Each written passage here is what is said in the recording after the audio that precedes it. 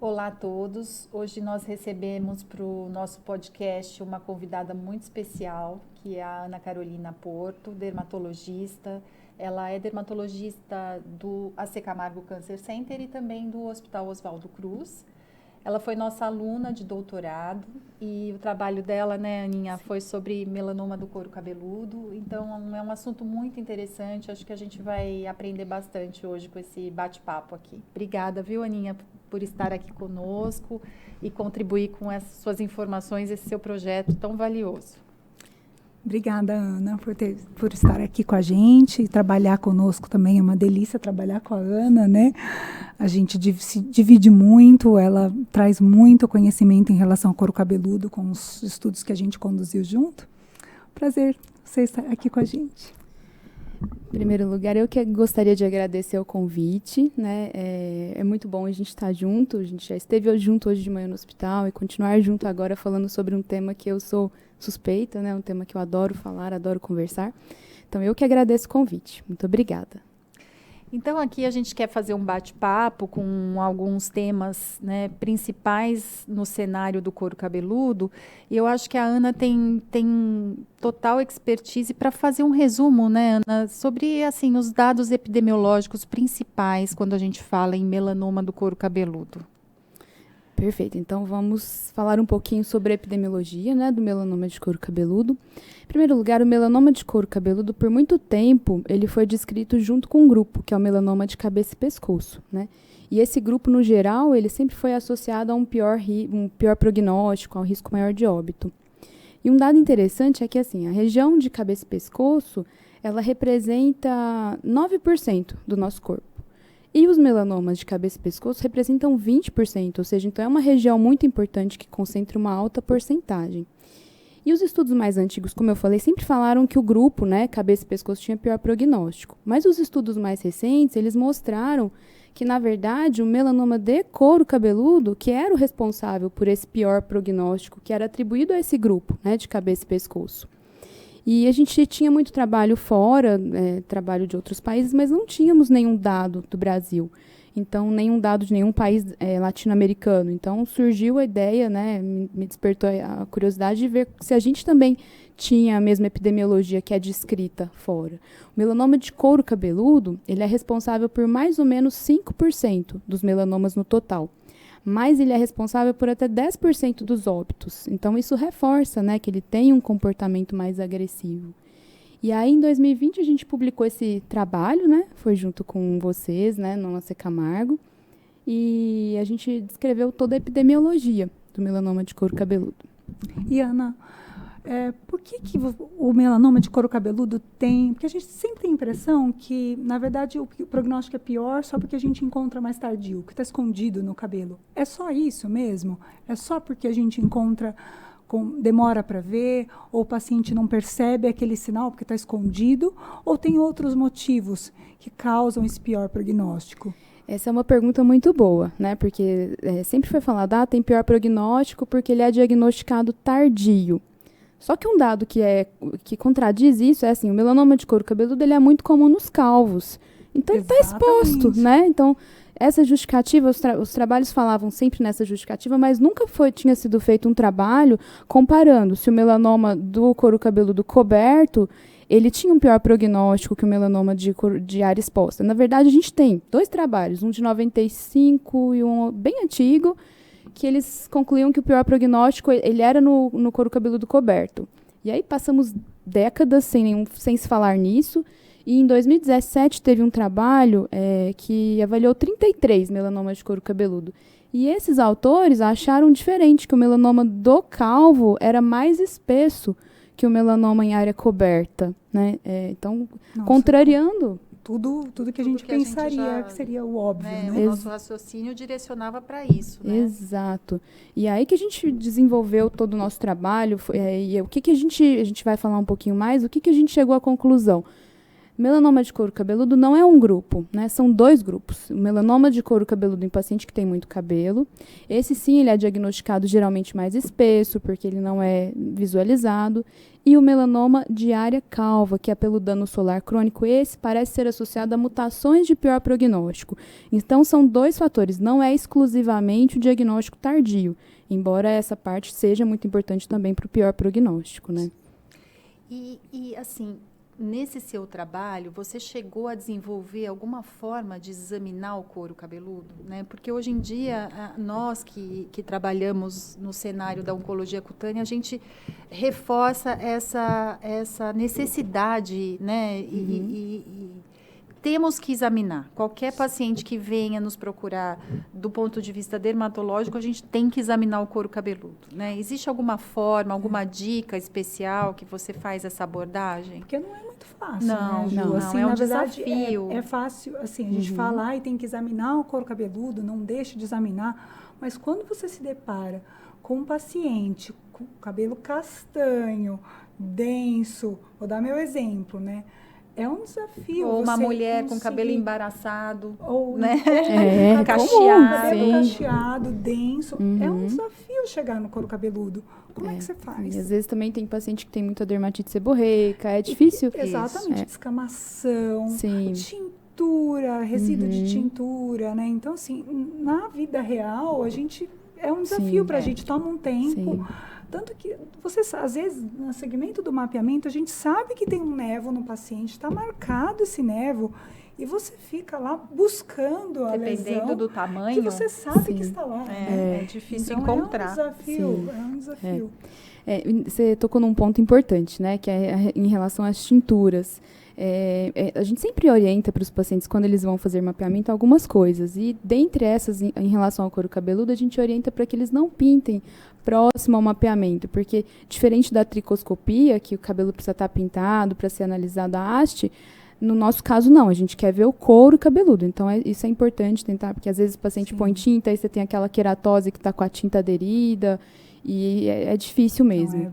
Talvez fosse até bom, quando você vai fazer uma avaliação, até colocar para o paciente, antes de uma consulta, um recado de orientações gerais. Acho que uma dessas orientações ia cair super bem, né? Sim, a pessoa não tingir o cabelo previamente a um exame dermatológico completo, né? Perfeito.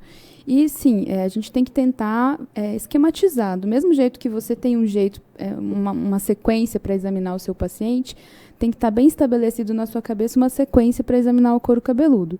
Eu, geralmente, divido o couro cabeludo em 4 partes, né? Eu gosto de examinar esse primeiro quadrante e eu sempre tenho em mãos um pente. Nem sempre o pente é fácil também, tá? Às vezes a gente se embanana com pente, com dermatoscópio. Exatamente. E aí, muitas vezes, eu vou com o dedinho e vou por Vai partes. separando as por mechinhas, partes. né? Isso. E eu sempre divido em 4 quadrantes. Esse quadrante anterior aqui, um quadrante anterior e 2 posteriores, né? Também faço assim. Eu também faço. Eu também.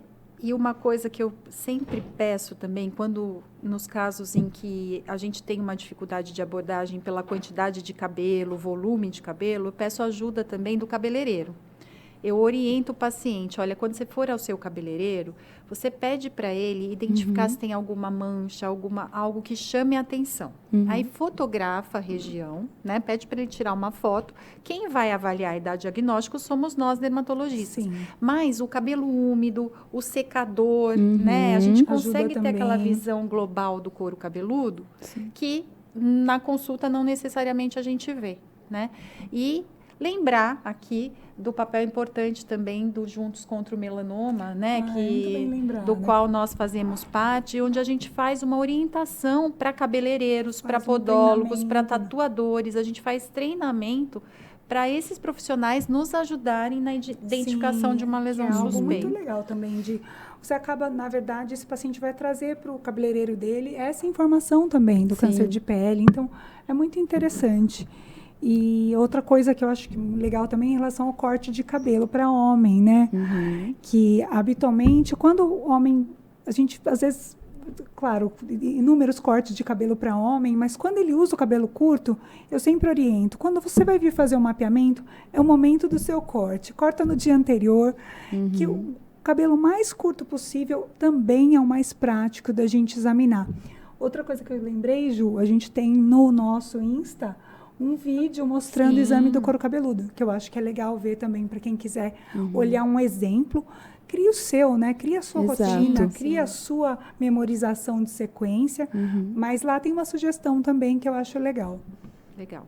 E um dado bem interessante, né? A gente está falando aí dos cabeleireiros. Existe um trabalho australiano de 2016 que ele coloca as porcentagens de melanoma de couro cabeludo que foram diagnosticados pelo próprio paciente. Foi 38% pelo próprio paciente, 35% pelos médicos que examinaram o paciente, 18% pelos cônjuges, mas os cônjuges são as mulheres, né? Os maridos não são muito bons. A gente sabe, mais observadora, né? Tem muita esposa que faz diagnóstico de melanoma. E 8% diagnosticados pelo cabeleireiro. Então, reforçando aí a importância da gente eu sempre falo para o paciente, peça para o seu cabeleireiro, porque na hora que a gente está com um secador no couro cabeludo, é a melhor hora para ver o couro cabeludo, facilita né? muito, Se a gente né? pudesse ter um secador no consultório... Nossa, seria ótimo, né? A gente pode ter também, né? Sim. Mas no mapeamento, no meio do exame, acho que fica mais... Fica muito corrido. Fica meio complicado. Sim. E, Ana, quantos casos no seu estudo você conseguiu fazer análise completa estatística? Então, a gente avaliou todos os melanomas que foram diagnosticados no AC Camargo entre 2008 e 2018. Foram 3.026 melanomas e desses, 5%, ou seja, 154, eles estavam no couro cabeludo. E essa porcentagem, 5%, é muito de acordo com o que a gente tem na literatura, né? Um dado que a gente achou no nosso trabalho que é um pouquinho diferente foi a idade, né? A idade média do melanoma de couro cabeludo é 65 anos. Isso é, em média, 10 anos acima da idade média pico, né? dos melanomas de demais locais. No nosso trabalho, a idade média foi de 62 anos, um pouquinho abaixo, o que também pode ser justificado porque a nossa expectativa de vida é inferior aos países europeus, aos países americanos. Então, por isso, um pouquinho inferior à idade, mas a idade média é de 62 anos. Qual foi seu maior desafio nesse trabalho? Esse trabalho epidemiológico, né? Que geralmente tem desafios de dados. O que você achou mais difícil? A gente volta naquela questão de colocar o melanoma de couro cabeludo dentro de um grupo, né? Então, a gente tinha vários... Foi um trabalho retrospectivo, então, a maior dificuldade foi separar aquele melanoma que realmente estava no couro cabeludo. Sim. Tem alguns trabalhos na literatura que são muito bons, mas eles não separam, então fica muito ruim. Eles colocam a região. A região. Então, a maior dificuldade foi realmente precisar qual melanoma estava em couro cabeludo. Essa foi a maior dificuldade desse primeiro trabalho, né? E agora acho que a gente podia dar sequência no segundo projeto da Ana, no segundo trabalho que eu acho que... Se ela quiser mostrar alguma imagem desse primeiro também... O primeiro foi só epidemiológico, né? Eu acho que agora a gente vai entrar no segundo. E aí, só para explicar um pouquinho para quem está escutando e vendo, ouvindo a gente e assistindo, o segundo trabalho, eu acho um trabalho muito interessante, porque a Ana, ela caracterizou mesmo os melanomas de couro cabeludo, tanto do ponto de vista dermatoscópico, quanto do ponto de vista molecular também, comparando o couro cabeludo coberto e o couro cabeludo calvo. E os dados foram muito interessantes. Isso que eu queria que você falasse um pouquinho para a gente, Ana. Primeiro, dos seus achados dermatoscópicos, né? O que você notou de diferença entre o couro cabeludo coberto e o melanoma do couro cabeludo calvo? Tá. Então, só falar um pouquinho desse slide que eu coloquei aqui para a gente emendar esse primeiro trabalho no segundo, né? A gente viu que o melanoma de couro cabeludo tem pior prognóstico. E a gente sabe que um dos fatores mais importantes para o bom prognóstico é o diagnóstico precoce. Então, esse primeiro paciente da imagem, ele teve esse melanoma que tinha menos de 0,5 centímetro, que foi diagnosticado in situ pelo médico. E esse segundo paciente, ele procurou o serviço quando ele palpou o melanoma. Então, esse segundo tem um pior prognóstico, né, independente da localização desse melanoma. Então, como que a gente faz o diagnóstico é com a dermatoscopia. E essa caracterização, Ju, como eu falei, né, a gente conseguiu dividir o melanoma de couro cabeludo em 2 grupos. E a gente viu que a dermatoscopia desses 2 grupos é diferente, né? O melanoma localizado, igual nesse primeiro caso desse couro cabeludo coberto, que era um melanoma que estava oculto, foi descoberto pelo médico, ele tem um padrão muito semelhante àquele melanoma que está localizado em tronco, com rede atípica, com glóbulos irregulares, com borrões excêntricos. E o outro melanoma, né, se localizado numa área calva, ele tem um padrão mais semelhante àquele melanoma que a gente observa em área de fotodano, na área da face, com pigmentação irregular em volta dos folículos. Mas um achado que é comum aos dois é áreas de regressão. Lesões em couro cabeludo que tenham na dermatoscopia áreas de regressão, elas sempre devem ser investigadas. É o achado mais comum. E aí a área de regressão, você diz, pigmentação branca excêntrica, granulosidade, o peppering, né? Tudo isso. Todos esses achados que significam regressão são fatores importantes para você chamar a atenção até numa lesão mais precoce, né? Numa lesão melanocítica que é mais atípica, não é um melanoma como esses que você está mostrando na imagem, mas que você tem esses achados. Sim. E é o mesmo raciocínio também que a gente usa para o restante do corpo, né? Sempre que a gente vê algum sinal dermatoscópico de regressão, que seja, né, irregular, pontual, excêntrico, também chama atenção. Então, esse mesmo raciocínio para o couro cabeludo. Exato. E do ponto de vista histológico, né, você notou que a dermatoscopia do couro cabeludo coberto é muito parecido com o restante e do calvo parecido com a face. Você também notou que no calvo a maioria dos melanomas é do subtipo lentigo maligno ou não? Teve essa correlação? A gente observou isso, mas não foi ainda estatisticamente significativo pelo nosso N, que não foi tão... melanoma de couro cabeludo é raro, né? Então, não tivemos um N que provasse isso, mas sim, a gente observou essa associação, embora não estatisticamente significativa. Mas mesmo com o N que você chamou de baixo, que acho que na um verdade dos mais... é uma bela casuística, né? Com tantos achados, assim, é difícil a gente achar um trabalho como o trabalho que você fez, né? Muito detalhado. Completo, né? Exatamente. Sim. Só acrescentar na dermatoscopia mais uma dica, assim, a gente às vezes, os nervos de couro cabeludo, eles são muitas vezes desafiadores, né? Porque eles são frequentemente atípicos.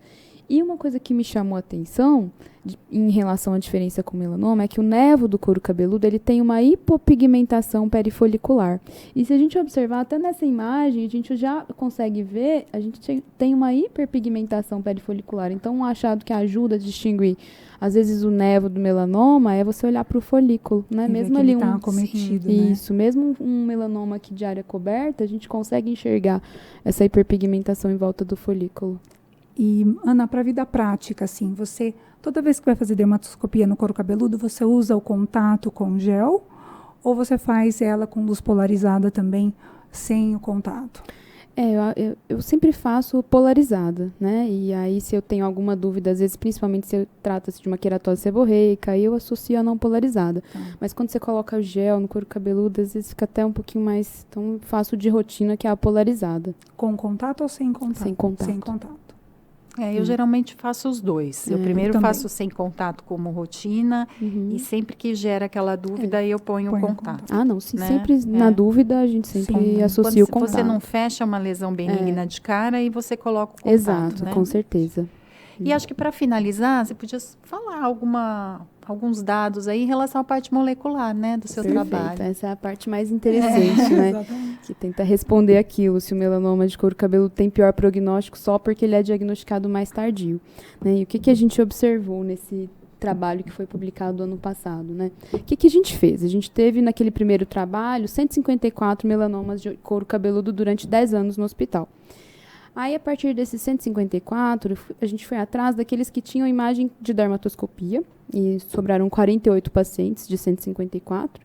E desses 48 pacientes, a gente avaliou a dermatoscopia, a gente avaliou a histopatologia e a gente avaliou o perfil molecular.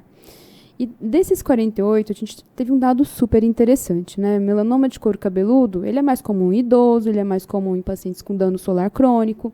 Então, a gente esperava uma taxa baixa de mutação do gene BRAF. O gene BRAF a gente sabe que é um dos mais frequentes no melanoma, mas o maior fator associado com a presença do BRAF é a idade baixa. Então, a gente esperava o quê? Baixa frequência de BRAF. Mas a gente achou uma frequência alta de mutação do gene BRAF, né? Acho que foram 77%, se não me engano. Só que a gente, na mutação BRAF, o ponto mais frequente é V600E. Ele é responsável, a mutação do BRAF V600 é em torno de 80% das mutações de BRAF. E existe uma outra mutação que é mais rara, que é o V600K. Essa mutação V600K é descrita em torno de 10 a 30% das mutações de BRAF. Essa mutação ela é associada a pior prognóstico. E na nossa casuística, a gente observou que 50% dos melanomas com BRAF mutados eram V600K. Ou seja, muito maior do que o que é esperado, né, nesse local. E isso justifica um pior prognóstico. Né? Essa mutação é associada a pior prognóstico. Hein? E outra mutação que a gente observou também com uma frequência maior do que o esperado é a mutação do gene NF1. Esse é um gene supressor de tumor. E a presença da mutação desse gene NF1 é associada a pior prognóstico em diversos cânceres, em câncer de pulmão, em outros cânceres. E no melanoma também, ele é associado a pior prognóstico. A gente observou 20% dos melanomas de couro cabeludo tinham mutação do gene NF1.